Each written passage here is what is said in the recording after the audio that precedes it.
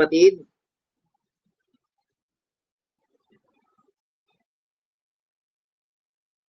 Hello po. Good evening po. Good evening po mga kapatid.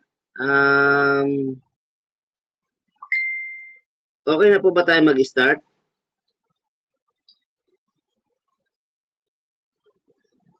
Yes po, pwede na po.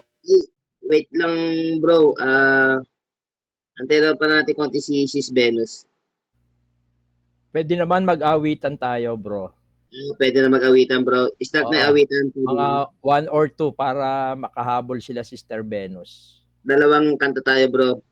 Oo, sige bro.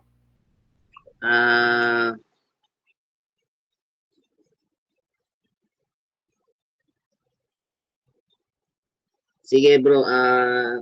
Pasimulan natin sa unang awit. Kalooban mo ang siyang sundin.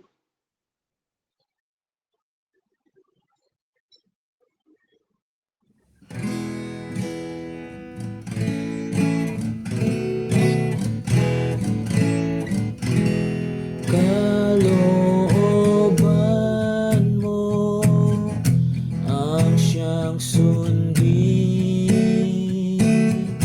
putik ako na ugising. Ayon sa ibig mo ay gawin, handa akong iyong hubugin. Kalooban mo naway gawin, ako ngayon ay iyong subukin. Ako'y hugasan, paputiin, nakatungong ika'y hihintin. Kalooban mo ang siyang sundin, ako'y tulungan ang dalangin. Kapangyarihan ay iyo rin, hipuin mo ang pagalingin. Sundin mo ang iyong kalooban, ako'y sakupin ng lubusan, hanggang si Kristo ay mamasdan. Tanging sa akin tumatahan.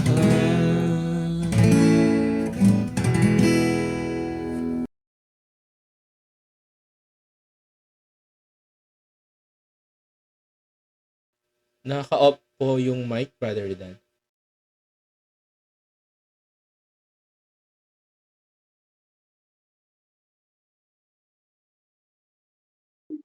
Ayan. Para po sa susunod nating awit, mapalad na kasiguruhan.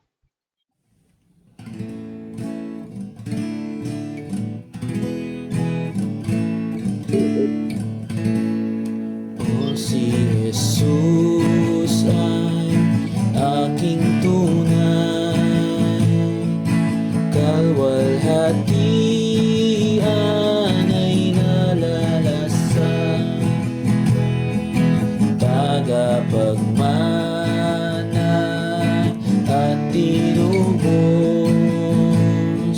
sa dugo'y nilinis na lubos.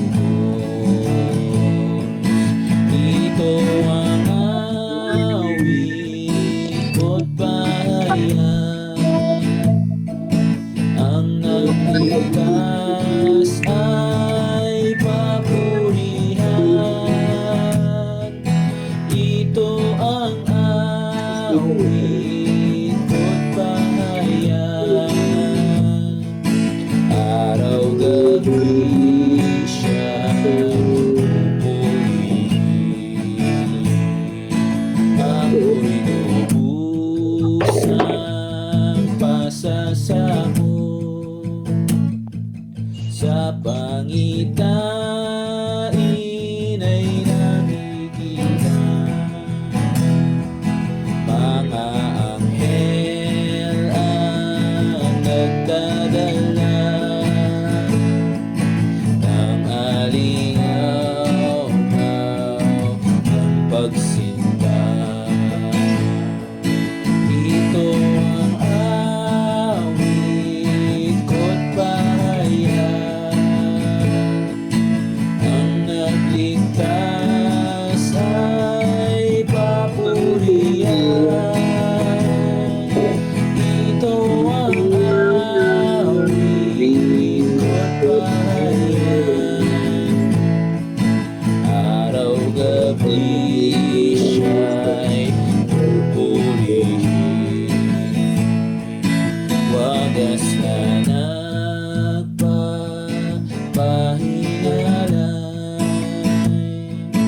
kay Kristo ay mayroong kasiyahan. Hihintayin lamang sa Kanya ang masaganang pagmamahal. Ito ang awit ko't pahayag, ang nagligtas ay papurihan. Ito ang awit ko't pahayag, araw-gabi siya'y pupurihin.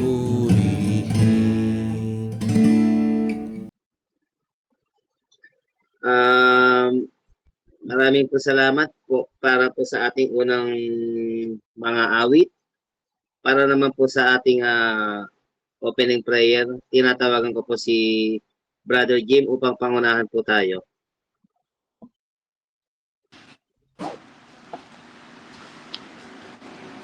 Magandang gabi mga kapatid. Tayo po ay manalangin. Manamin, banal, dakila at makapangyarihan sa lahat. Muli po, kami po ay nagpupuri sa iyo. At muli, ang aming pasalamat sa isa pang pagkakataon na muling pinagkaloob nyo upang kami ay magkatipon sa online at makinig ng iyong mga salita. Bagamat masama ang panahon at kasalukuyan po tayong dumaranas ng pagulan sa iba't ibang bahagi ng kalupaan di sa Pilipinas, ay patuloy na binayaan tayo ng internet connection upang ito pong ating preaching service ay matuloy. Salamat po ng marami, Ama, sa pagkakataong ito. At patuloy na pagkalooban mo rin po ng iyong karunungan ang kapatid na iyong itatayo upang magayag ng iyong mga salita. At sa amin pong mga tagapakinig, pususin mo po ang aming espiritu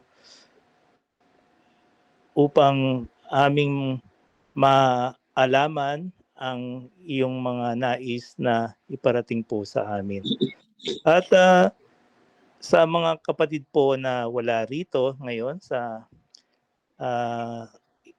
pagtitipong ito through internet, kayo rin po ang magbigay sa kanila ng pagpapala sa susunod na pagkakataon na sila ay maka-attend po sa mga ganitong pagtitipon. At nilalapit ko rin po ang apo ni Sister Busita, si Adrian. Kayo rin po ang magpala at magpagaling po sa kanya. At sa mga natitirang oras po ng preaching service na ito, kayo po ang patuloy na manguna sa amin. Ito ang aming samot dalangin sa pangalan ng iyong bugtong na anak na si Kristo Jesus. Amen. Maraming salamat, Brother Jim, sa pangunguna mo sa ating opening prayer. Para naman sa ating pag-aaralang salita ng Diyos sa araw po na ito, tayo pangungunahan po ni Brother Jan. Po, salamat Brother Ridan. Salamat po mga kapatid at salamat din sa Panginoon sa pagkakataon na ibinigay po sa atin. Bagamat po katulad ng prayer ni Brother Jim ay hindi po tayo physically magkakasama, ay patuloy po nagkaroon po tayo ng pagtitipon through online. At sa atin pong mapag-aaralan po ngayon pong gabi, nais ko pong i-share po sa atin, makikita po natin dito po sa Ephesians chapter 4, verse 30. Siguro po i-share ko po sa atin pong screen.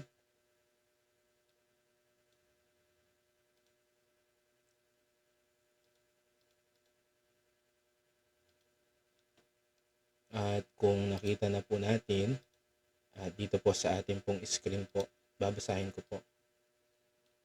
Sabi po dito, at huwag ninyong saktan ang kalooban ng Espiritu Santo sapagkat siya ang tatak ng Diyos sa inyo. Ang katibayan na kayo'y tutubusin pagdating ng takdang araw. Muli po, hinihiling ko po na tayo po ay muli pong manalangin. Tayo po ay humingi ng patnubay po sa Diyos sa ating pong pag-aaralan po ngayon pong gabi. Let us pray. Ama namin Diyos na dakila, banal at makapangyarihan sa lahat.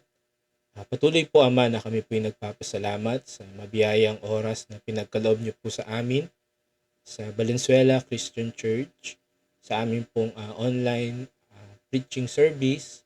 Patuloy Ama ang dalangin po namin ang inyo pong pangunguna sa bawat tahanan na nandoon po kami.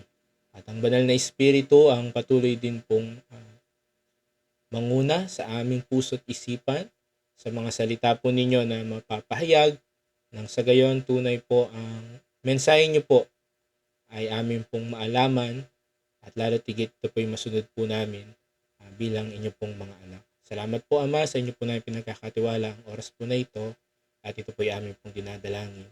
Sa matamis na pangalan lamang po na yung pong bugtong na anak na si Kristo Jesus. Amen.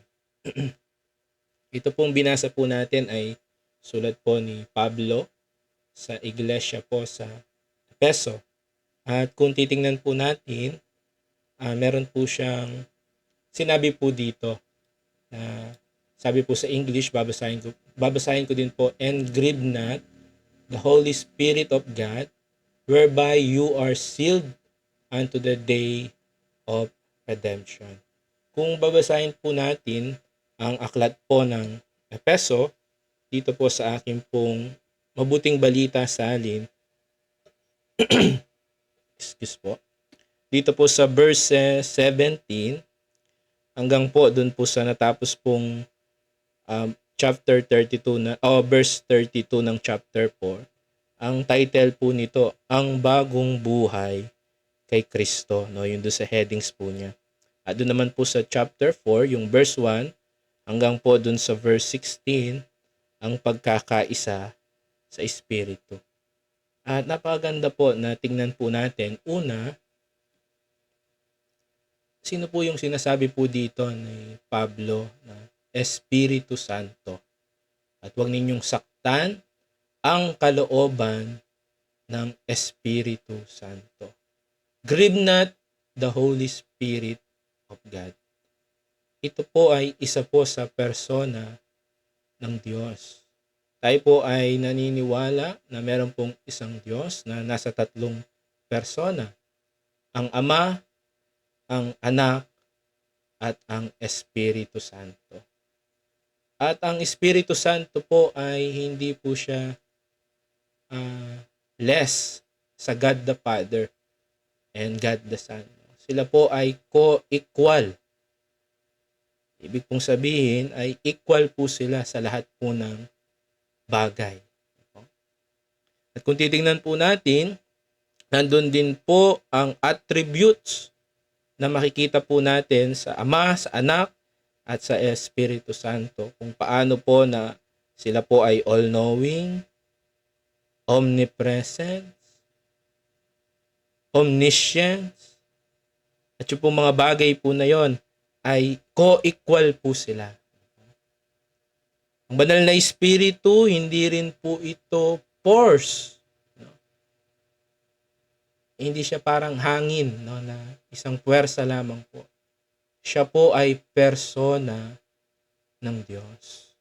Actually, sa Acts chapter 5, kung titingnan din po natin sa gawa, tinawag din po siyang Diyos dito po dahil siya po'y Diyos. Sa chapter 5 verse 3,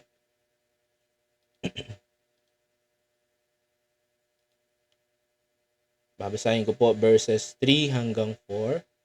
Kaya't sinabi ni Pedro, Ananias, bakit ka nagpadala kay Satanas?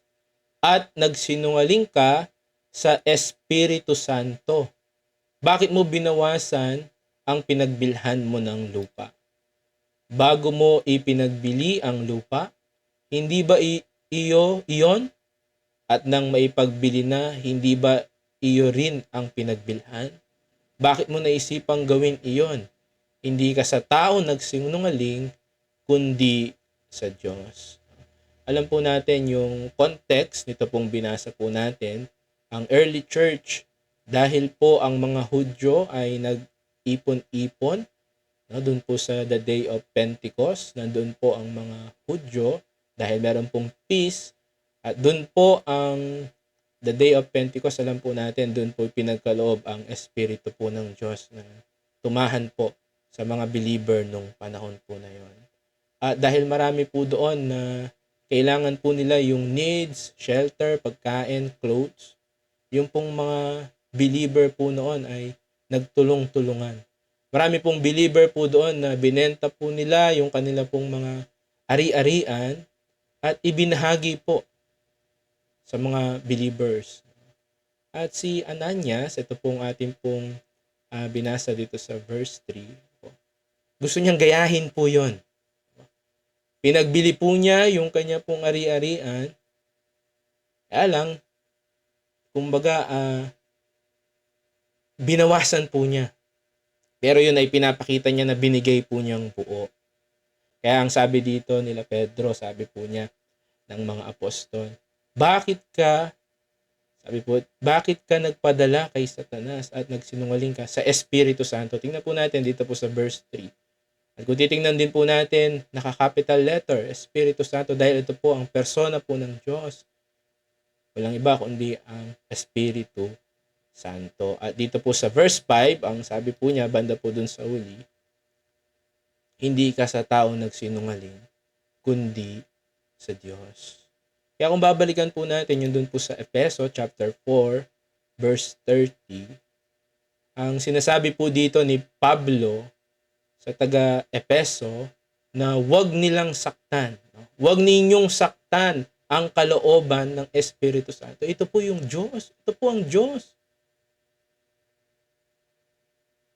Sa persona po ng Espiritu Santo na tumatahan po sa mga believer dito po sa church ng Epeso. Kung titingnan po natin, ito po ang Espiritu Santo na tumatahan po sa mga believer. Kaya malinaw po, ang sinasabi po dito ni Pablo na huwag saktan ay ang Diyos, ang Espiritu Santo. Pangalawa, gusto ko pong tingnan po natin kung paano naman tumahan sa mga taga-Epeso ang Espiritu Santo. Kung paano din po siya tumatahan po sa atin sa panahon po natin. At kung paano din po siya nung sa panahon po ng matandang tipan. Una, doon po sa matandang tipan, ang banal na espiritu ay temporarily. Tumatahan po siya sa mga believer, sa mga mananampalataya noong panahon po na yon. Siguro po magbigay po tayo ng halimbawa dito po sa Hukom or Judges chapter 14 verse 6.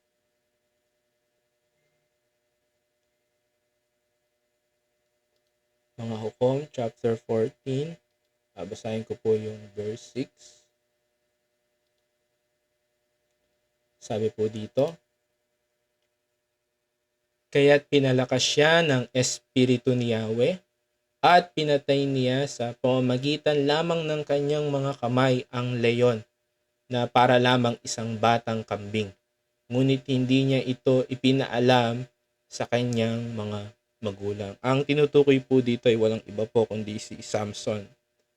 Si Samson po ay isa sa mga naging hukom ng bayang Israel po na nanguna. Ang mga hukom, ito po yung mga naging leader po nung panahon po na nawala na po si Josue, na leader po ng ginawang leader ng Panginoong Diyos sa bayang Israel after po ni Moses. At pagkatas po ng mga hukom, ang mga hari ang sila pong nanguna po sa bayang Israel. Dito po ay isa po sa halimbawa po natin ay si Samson. At alam po natin ang istorya po ni Samson kung paano po yung kanya pong strength physically, katulad po ng nabasa po natin dito. Ito po ay galing sa Espiritu ng Diyos. Sa English, ginamit po, and the Spirit of the Lord came mightily upon him. Pero sabi nga po natin, ito po, nung unang panahon, hindi po nananatili. Kasi po, nung nagkasala po si Samson, doon naman po sa chapter 16,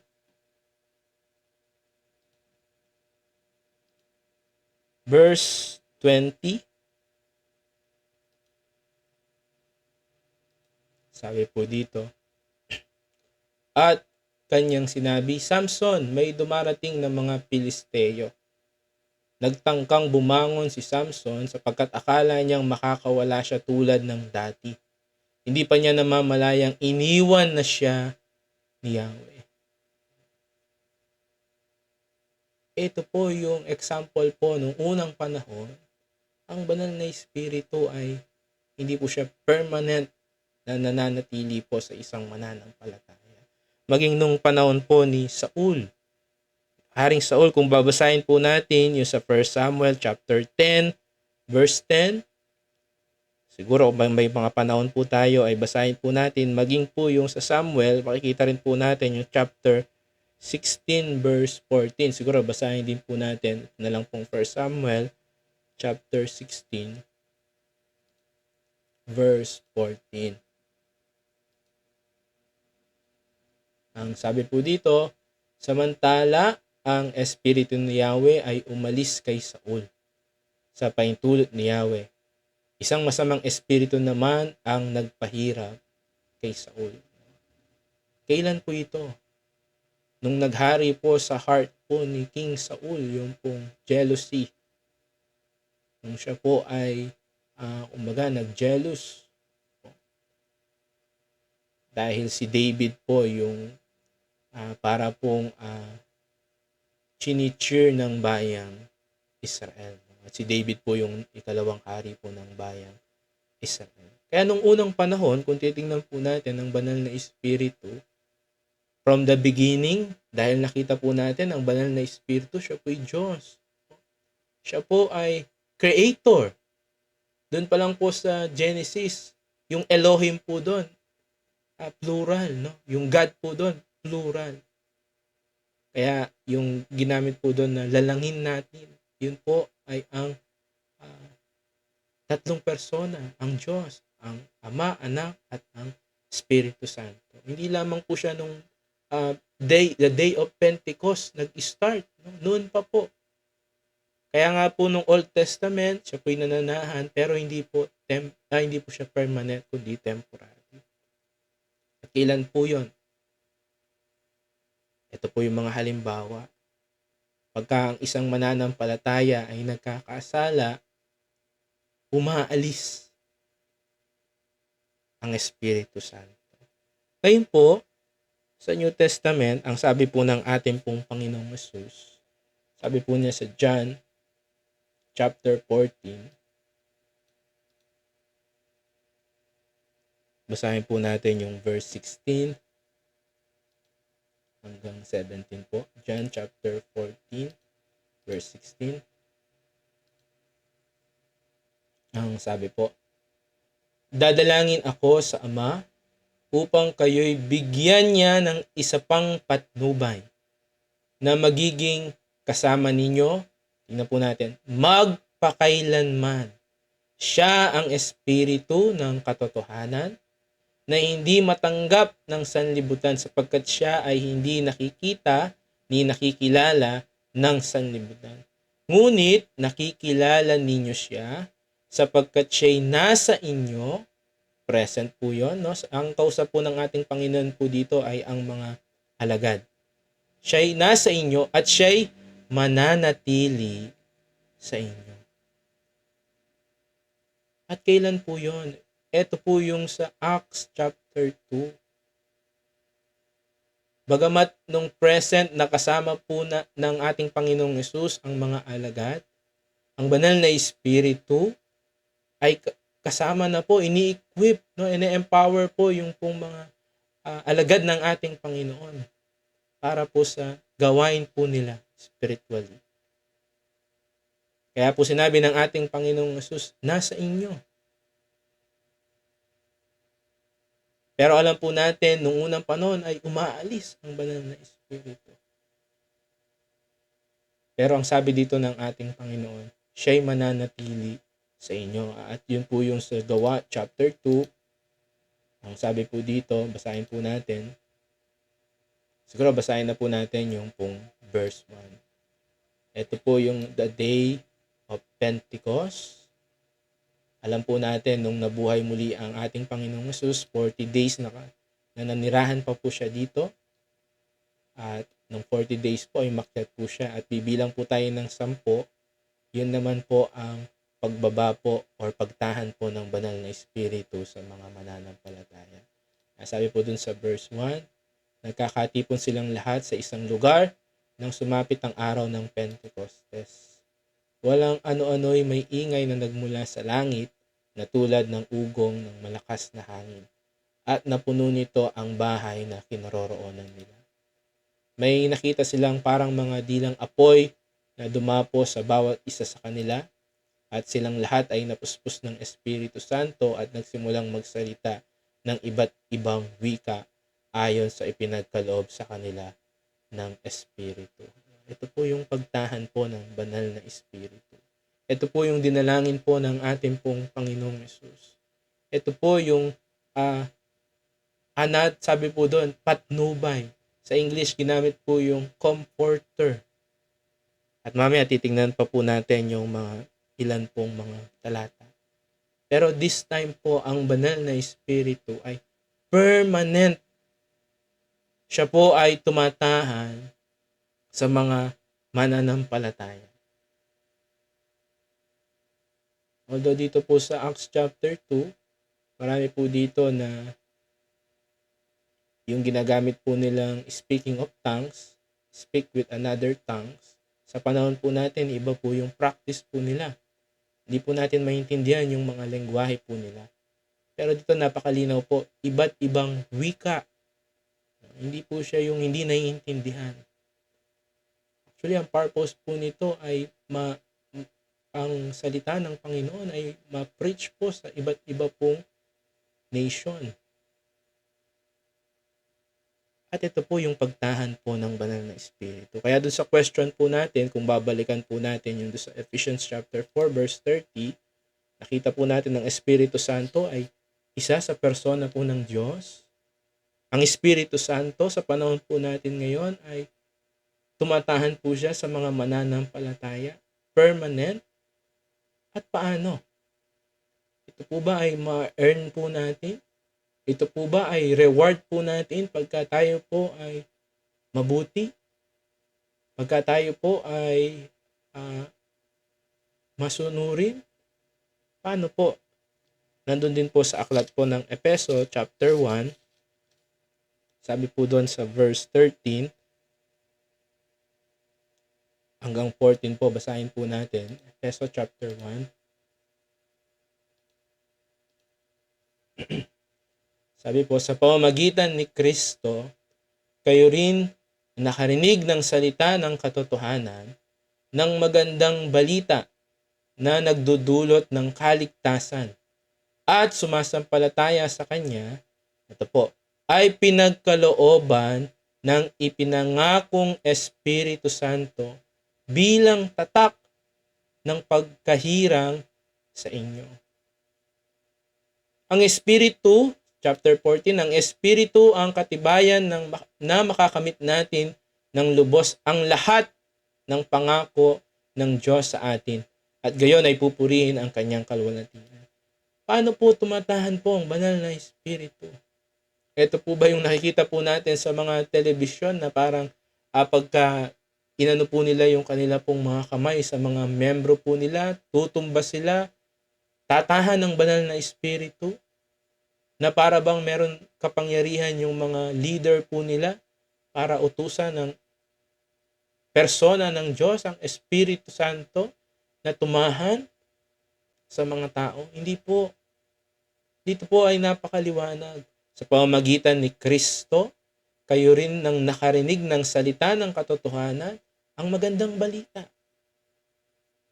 Alam po natin ang magandang balita, ito po ang kamatayan. Kaya nga sabi po, sa pamamagitan ni Kristo, ito po ang kamatayan ng ating Panginoong Hesus. Ang kanyang pagkalibing at muling pagkabuhay ayon po sa unang Korinto chapter 15. At ang sumampalataya, believe. Sa English, after that you believe. After that you believe. Walang sinabing after you do this, you do that. After you believe. Saan po? Sa mabuting balita. You were sealed, no? Pinagkalooban ng ipinangakong Espiritu Santo. Mga kapatid, kung tayo po ay sumampalataya na sa ating pong Panginoong Hesus, automatic po ang banal na Espiritu ngayon ay tumatahan din po sa atin. Ito po ay ang persona ng Diyos. Siya po'y Diyos. Na kung yung dating panahon, pagka nagkakasala po ang mga mananampalataya, siya po'y umaalis.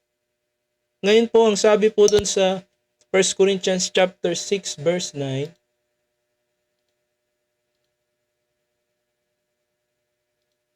1 Corinthians chapter 6 verse 9. Ang sabi po dito,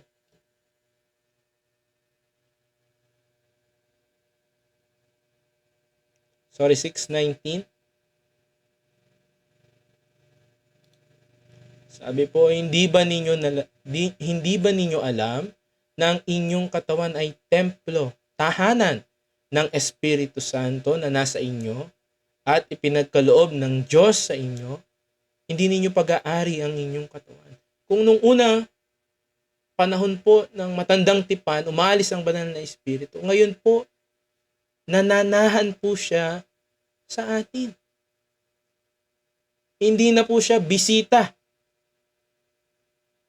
sa atin, kundi siya po ay tumatahan po sa atin. Kaya kung babalikan po natin, yun dun po sa Ephesians chapter 4:30, dun po natin mas maintindihan yung sinabi po ni Pablo.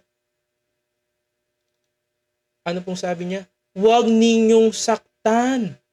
Kasi dati pagka nagkakasala po ang mananampalataya, umaalis po ang banal na Espiritu. Pero ngayon, hindi na po siya, bisita lang po sa atin. Kasi pagka bisita, doon lang po tayo mag-aayos. Di ba po sa tahanan po natin, pag may bisita, doon lang tayo nag-aayos. Doon lang natin inaayos yung tahanan natin, naglilinis po tayo. Para pagka dumating yung bisita ay malinis po tayo sa tahanan natin. Ngayon po, hindi po. Siya po'y nananahan na po sa atin. Kaya po, yung everyday life po natin, yung marumi, yung malinis, kumbaga sa bahay, alam po ng Diyos po yan. Kaya po ang sabi po ni Pablo, huwag ninyong saktan. Kasi po ngayon ay permanente na pong tumatahan ang banal na Espiritu sa atin. Siya po ang Diyos. Nakita po natin po yun. At ngayon ay permanente na po siyang nananahan po sa atin. Kaya nga po, napakaganda po na malaman po natin paano tumatahan po ang banal na Espiritu sa panahon po natin. Kailan? Pagka tayo po'y sumampalataya sa ating pong Panginoong Hesus. Kaya po kung meron man pong daratnan po ng ating pong live na pinag-aaralan po ang bagay po na ito. Kung nais po natin na tayo po ay tahanan po ng Espiritu Santo. Kasi po ang sabi po dun sa Roma chapter 8.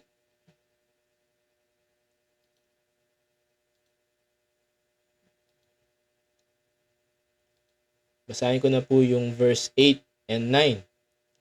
At ang nabubuhay ayon sa hilig ng laman ay hindi maaring kalugdan ng Diyos. Verse 9. Ngunit hindi na kayo namumuhay ayon sa laman, kundi ayon sa Espiritu. Sa katunayan, naninirahan sa inyo ang Espiritu ng Diyos. Tingnan po natin, naninirahan. Kung wala sa isang tao, tingnan po natin po ito, kung wala sa isang tao ang Espiritu ni Kristo, hindi kay Kristo ang taong iyon. Napaka-importante na tayo po'y tumahan po sa atin ng banal na Espiritu. Kasi pinapakita po yun na tayo po ay kay Kristo. At napakaganda nung sinabi po ng ating Panginoong Hesus dun sa John chapter 10, verse 29 or verse 27 hanggang 29. Ang sabi po ng ating Panginoong Hesus dito, nakikinig sa akin ang aking mga tupa, nakikilala ko sila at sumusunod sila sa akin. Binibigyan ko sila ng buhay na walang hanggan. Sino po ito? Yung mga na kay Kristo. Kailanmay hindi sila mapapahamak at hindi sila maagaw sa akin ninuman. Ang aking Ama na siyang nagbigay sa kanila sa akin ay lalong dakila sa lahat at hindi sila maagaw ninuman sa aking Ama. Ito po yung security po ng atin pong kaligtasan. Kaya nga sabi dun sa sinabi ng ating Panginoong Jesus, kailanmay hindi sila mapapahamak.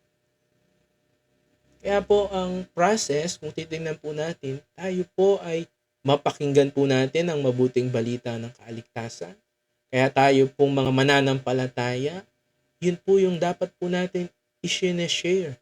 Ang gospel, ang kamatayan, pagkalibing at muling pagkabuhay ng ating Panginoon. At sa pamamagitan po noon, pagka yun po'y pinaniwalaan po ng isang taong makasalanan, nakita niya na siya'y makasalanan, nakita niya na siya ay kailangan niya ng tagapagligtas. Alam po natin bakit nag-start po ang kasalanan. Way back po nung panahon po ni Eva at Adan.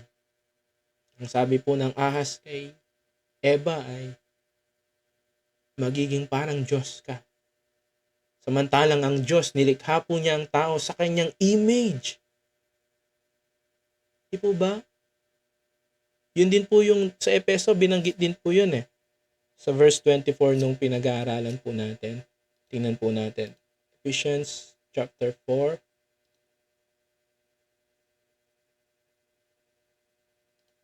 Sabi sa verse 24, at ang dapat ninyong isuot ay ang bagong pagkatao na nilikhang kalarawan ng Diyos at nahayag sa matuwid at banal na pamumuhay ayon sa katotohanan.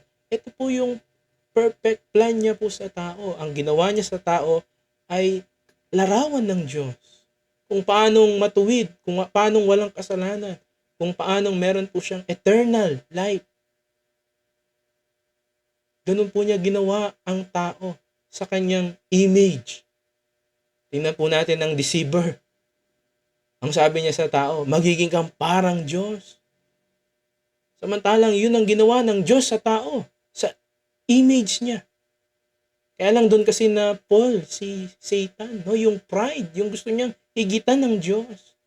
Kaya kung babalikan din po natin yung sa Matthew chapter 4, ganun din po yung kung baga tinukso niya sa ating Panginoong Yesus. Sabi niya, kung ikaw ay tunay na anak ng Diyos, yan po natin, kine-question niya yung talagang kalagayan natin. Ang tao, ang kalagayan niya noon ay siya'y nilakya sa image ng Diyos. Ang ating Panginoong Yesus siya'y anak ng Diyos. Kaya sa atin din pong mga mananampalataya, madalas, paano niya po sinasabi? Paano niya po tayo minsan tinutokso? Tutubang ligtas ka na. Doon sa binasa natin sa John chapter 10, kailanman hindi tayo mapapahamak. At ang patunay nun ay yung pagtahan ng banal na Espiritu nasa atin. Kaya kung meron man pong nakikinig po na wala pa pong kasiguraduhan sa kaligtasan, ang kaligtasan po ay kaloob ng Diyos sa pamamagitan po ng persona ng ating pong Panginoong Yesus. At yan po ang magandang balita. Pagka yun po'y pinaniwalaan po natin na namatay si Jesus para bayaran ang ating kasalanan, nakita natin na tayo makasalanan, naniwala tayo sa mabuting balita, after that, ang banal na Espiritu ay tatahan po sa atin. At siya yung sinabi po dun sa binabasa po natin na tatak, tanda na tayo po ay ligtas. At ngayon po mga kapatid, gusto ko pong pansinin naman po natin yung sinabi po dito na huwag ninyong saktan. Yung word po na saktan. Sa English, ginamit po yung word po na grieve. And grieve not the Holy Spirit. Yung grieve daw po ay, kumbaga, malalim po ito na kalungkutan. Madalas po ginagamit po ito sa tao pong namatayan. Yung nagigrieve. Kaya nga po, dito makikita po natin, siya po'y persona, ang banal na Espiritu, dahil siya po'y nasasaktan. Siya po'y nalulungkot. Do not grieve the Holy Spirit. Ang context po nitong chapter 4, kung babasahin po natin dito po sa mga talata po, babasahin po natin yung verse 25. Dito po si Paul ay inopen po niya yung pong mga observation, yung mga maaring report, yung mga unorderly, yung pong mga kasalanan sa loob po ng church sa Efeso. Sabi po dun sa verse 25, kung babasahin po natin dito, dahil dito itakwil na natin ang pagsisinungaling. At tayong lahat ay magsabi ng totoo sa isa't isa, sapagkat tayo ay bahagi ng isang katawan. Paano po nalulungkot, no? Nasasaktan ang banal na Espiritu? Actually, sa kasalanan. At dito po sa chapter 4, ito po yung mga ilang kasalanan. Pagsisinungaling. Verse 26, yung anger. Kung magalit man kayo, iwasan ninyo na kayo'y magkasala. Huwag ninyong hayaan lumubog ang araw na galit pa rin kayo. Doon po sa verse 27, sabi po doon, huwag ninyong bigyan ng pagkakataon ang diablo. Kumbaga po sa pinto, huwag natin i-open yung door, no, para tayo ay atakihin ni Satan. 28, about po sa pagnanakaw. Ang magnakaw ay huwag magnakaw. Sa halip, magtrabaho siya ng marangal para sa sariling ikabubuhay at makatulong sa mga nangangailangan. Verse 29, yung pagsasalita ng hindi maganda. Huwag kayong gumamit ng masamang salita, kundi yung makapagpapalakas at angkop sa pagkakataon upang makapagdulot ng mabuti sa mga nakakarinig. Kung titingnan pa po natin, 31 hanggang sa mga susunod, basahin po natin kung meron po tayong mga panahon. About po ito sa kasalanan. At dito nakita ko po kung paano pong okay kay Pablo. No? Kasi kasalanan po yung tinakil po niya sa Ephesians. Parang nakikita ko na okay lang kay Pablo na magdamdam sa kanya yung mga believers sa Efeso. Huwag lamang, saktan nila ang banal na Espiritu, ang Espiritu Santo na tumatahan sa kanila. Ano pong ibig pong sabihin? Marami pong mga preacher po sa panahon po natin. Baliktad. Okay nang saktan nila ang Espiritu Santo na nagko-convict sa kanila, na nagtuturo sa kanila. Huwag lang masaktan yung damdamin ng member nila. Kaya kahit nagkakasala, kahit papunta yung buhay po nila sa pagkakasala, okay lang.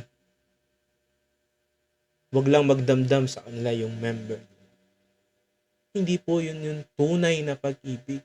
Ayun po, ano po yung, kung titignan po natin, dadalhin po natin sa ating pong church, sa Valenzuela. Ano po yung nakikita po nating kasalanan na pwede pong masaktan ang Espiritu ng Diyos na tumataan po sa atin. As a church, as a individual, ano po yung iniisip po natin na pwedeng, parang masasaktan ko ang Espiritu ng Diyos na nananahan sa atin. Ano po ba ang kalaban po natin? Sarili po natin, ang sanlibutan, si Satanas.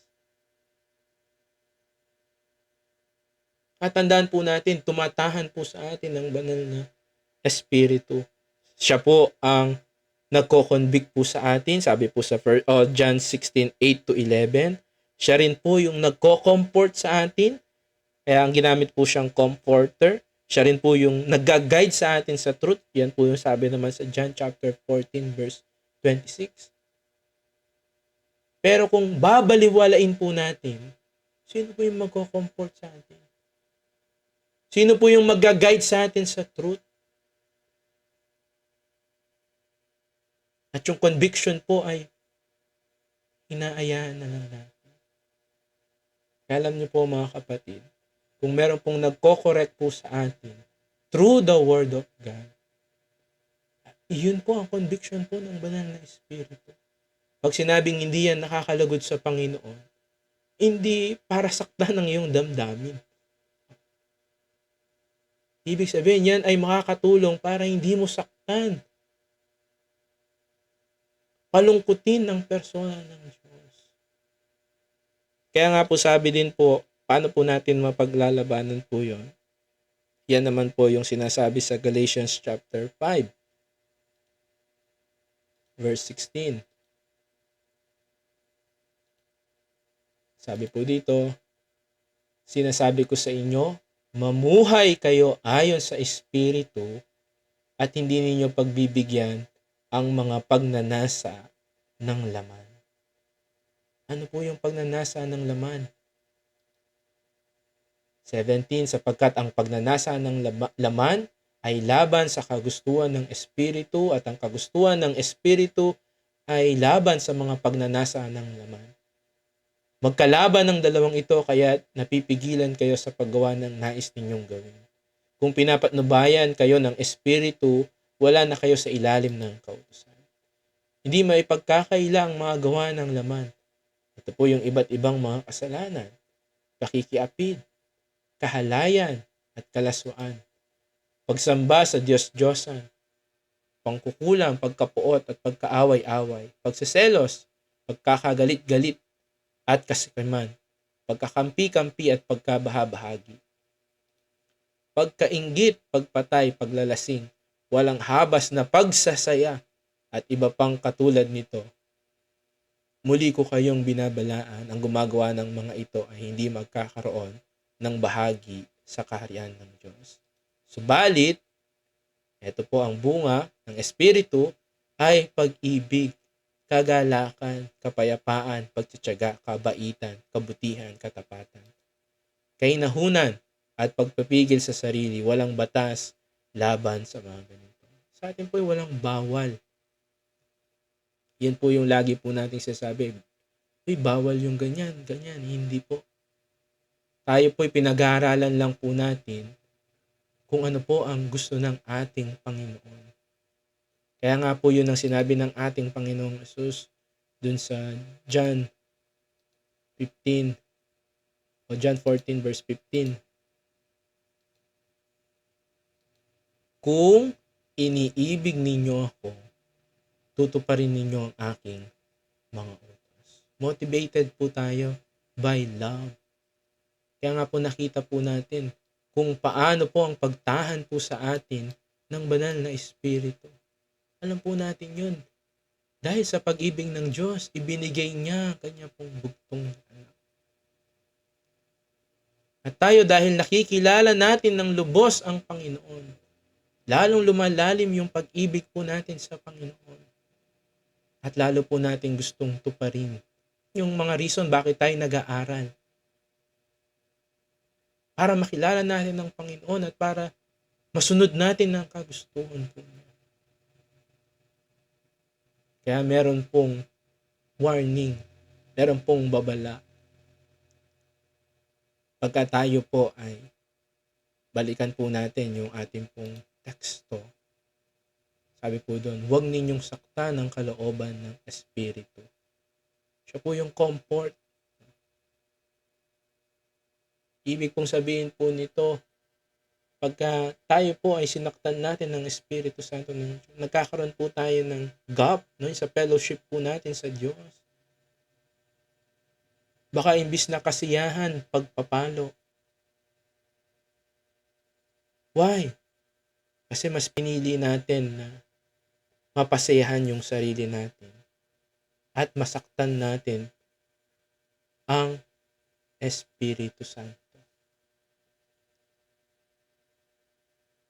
Grip na. Kaya yung word po na grip,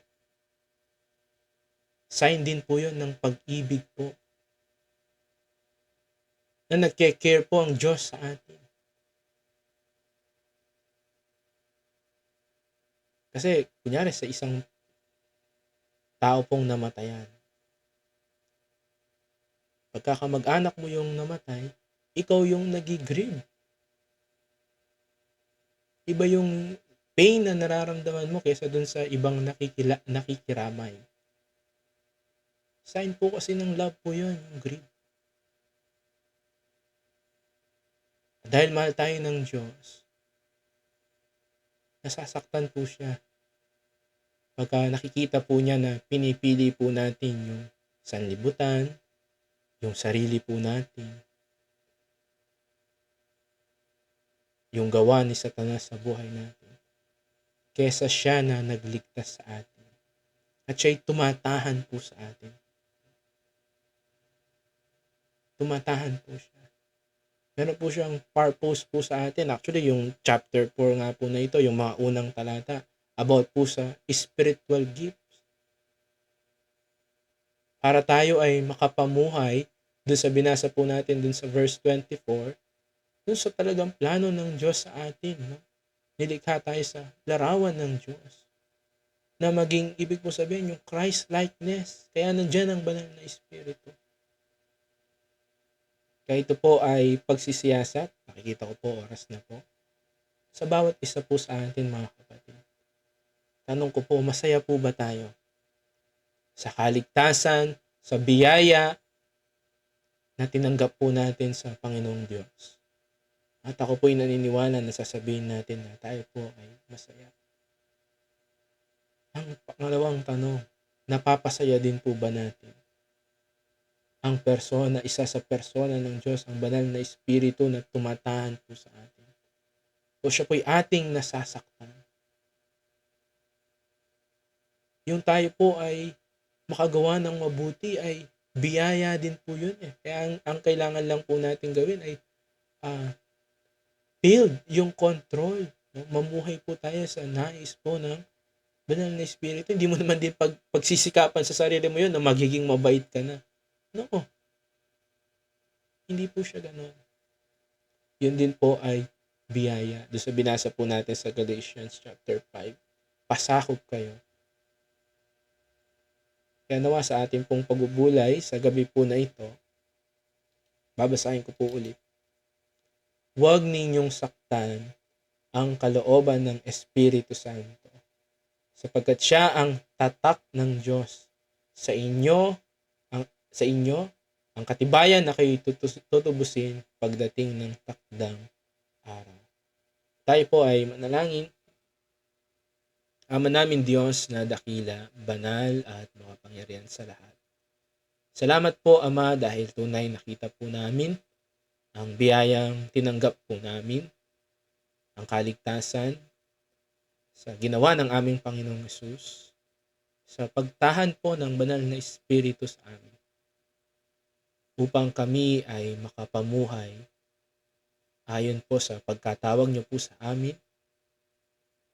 At salamat po ay binigay niyo po ito sa amin bilang pinakasil, tanda na kami kasama po sa muling pagbalik ng aming Panginoong Hesus. Patawad din po Ama dahil nakita po namin na maaari po namin saktan ng Espiritu Santo sa aming pong mga paggawa, sa aming pong mga pagsasalita, sa laman ng aming pong mga puso't isipan, sa mga desisyon na pinipili po namin. Patawarin niyo po kami kung ito po ay nakakapagbigay ng kalungkutan sa inyo pong banal na harapan, sa banal na Espiritong tumataan po sa amin. Patawarin niyo po kami at ang dalangin po namin, tunay po na matutunan po namin na sumunod sa inyo pong kalooban, piliin po ang mga bagay po na nakakalugod po sa inyo. At bigyan niyo rin po kami ng kalakasan para tanggihan ang aming pong mga sarili, tanggihan ang sanlibutan na ito, at mamuhay po ayon po sa inyo pong kalooban. Salamat po sa lahat po ng dumalo. Kayo po ang magpala po sa bawat isa. Sa lahat po ng madadatnan po ng mensahe po nyo ngayong gabi, kayo patuloy ang inaasahan po namin na mangunguna. At ang lahat po ng ito ay amin pong dinadalangin sa matamis na pangalan lamang po na ipong bugtong na anak na si Kristo Jesus. Amen.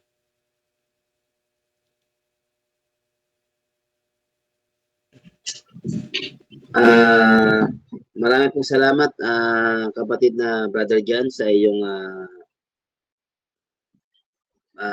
aral ngayon sa salita ng Diyos. Tayo naman po dumako sa ating closing song, Tanging kay Kristo.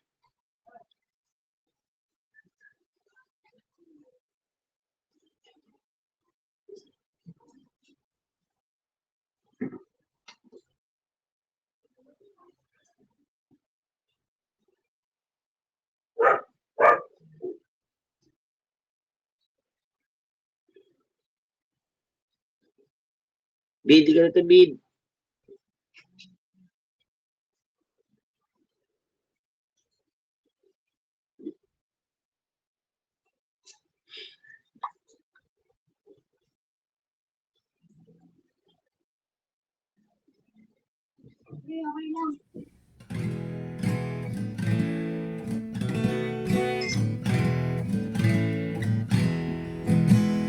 Tanging kay Kristo ang aking buhay, at sa Kanya'y laging paakay. Ang pagtalim ay itagagalak,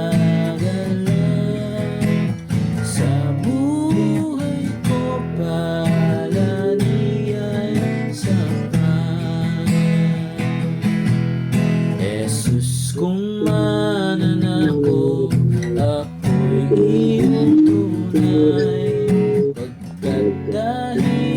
akin, ikaw ay namatay. Kaya't ikaw na lamang ang paglalanan ng buong buhay ko, Jesus, magpakailan pa man. Tanging kay Kristo ang kaligtasan, ang aking sala'y kanyang pinasan. Kaya't pagtawag ni'y pakikinggan, ang mga yapak niya'y susundan. Jesus, kung manan ako, ako'y iyong tunay. Pagkat dahil sa akin, ikaw ay namatay. Kaya't ikaw na lamang ang paglalaanan ng buong buhay ko, Jesus, magpakailan pa man. Tanging kay Kristo ko ibibigay, hanggang matapos ang aking buhay, upang magamit sa pag-aakay ng mga kaluluwang naririgan. Jesus, kung manan ako, ako'y iyong tunay. Pagkat dahil sa akin, ikaw ay namatay. Kaya't ikaw na lamang ang paglalaanan ng buong buhay ko, Jesus, magpakailan pa man.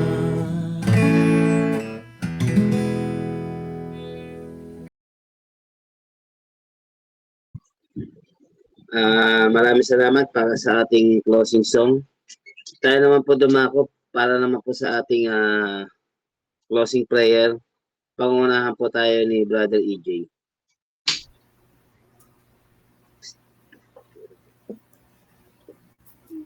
Hello? Sound check. Dinig po. Hello? Dinig po. Dinig bro, dinig kita, dinig ka. Thank you. Thank you. Tayo Magaling po yung manalangin. Manamin, kami po'y dumadalangin muli sa iyong harapan. Salamat po sa muling aming natutunan tungkol sa iyong mga salita. Kami po'y humihingi ng patnubay at gabay, lalong-lalo na po sa gabing ito nang kami po'y umaharap sa isang bagyo, lalo na ang mga ibang part ng Pilipinas na masyado pong maapektuhan. Hinihiling po namin na bubawasan po ang casualty at naway malampasan namin ang oras na darating ito. Kami po yung mga taong makasalanan lamang, ngunit sa pamamagitan niyo po ay humihingi po ng gabay sa gabing ito. Nagpapasalamat din po namin ng magandang connection sa gabing aming pagpupulong upang matutunan ng iyong bawat mga salita. Pinadarasal din po namin ang aming mga kapatid na hindi po nakasama sa gabing ito. At bigyan niyo po kami ng kalakasan sa bawat araw na aming dinadaranas. Ito po ang Panginoon ay aming dinadalangin sa matamis sa pangalan niyong anak na si Kristo Jesus. Amen. Thank you po. Keep safe po mga kapatid. Good evening po sa lahat. God bless po sa ating lahat. Hindi po. Ingat po tayo. Gusto kayo dyan. Mas Dito maganda. wala namang Enjoy na, Brother Jim. Ingat kayo dyan, Bro Wilson. Please kayo rin. Ingat din kayo. Bye-bye. Ngayon hindi Bye-bye. pa masyado eh.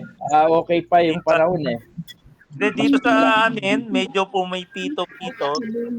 Mm. Dito naman. May hangin na, no? Pero Lakas na yung hangin. Malakas na hangin. pero wala pang ulan na masyado. Oo, walang ulan. Ang ambon. Pero may lumipad na yero dito sa may arap namin eh. Ewan ko kaninong yero yun. Hindi gamitin mo ng pang... Minessage ko rin sila Brother Jay eh. Eh hindi sila maka-join dahil nawawala-wala raw yung power sa kanila. Nag-message din ako sa kanila eh. Ay kasi doon Kaya sa lugar na nag-message yun, din ako baka kila talaga. Sister Venus eh, sa kay EJ eh. Dahil kanina nga, nag-i-start na. Akala ko nga hindi kayo makaka-join. Kaya nag-message ako sa inyo eh. Naayos kasi nila yun sa laptop kami para lahat kami. Oo.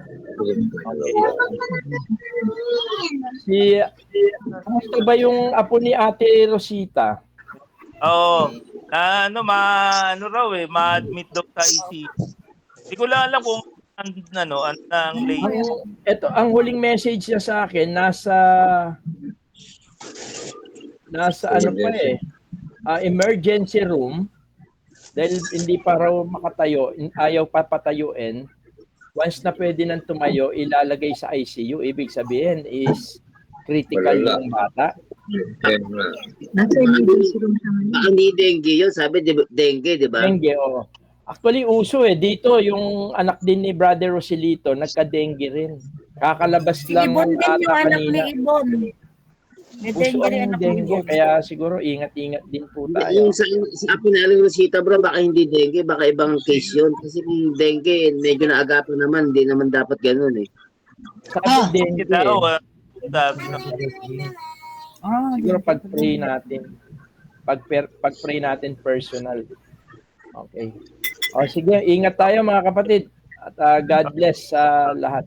Ay. Bye-bye. Bye-bye. Bye-bye po. God bless po. Bye-bye po. Kayo rin. Ingat kayo dyan. Bye-bye. Bye-bye. Bye-bye. Bro Jan, Bro Jim, bye-bye. Bro Rodel, bye-bye. Bye.